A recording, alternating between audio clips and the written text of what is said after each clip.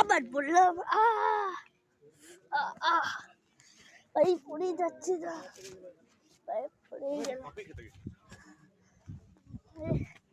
এখানে আমি সবকটা মেয়েগুলো দেখছি আমাকে এত স্মার্ট না। সিগমা বুলবুলিয়া 3 দেখলে কমেন্ট করো, না দেখলে কমেন্ট করো না।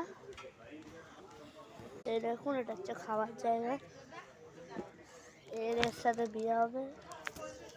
পানির বোতল সব এখানে আছে।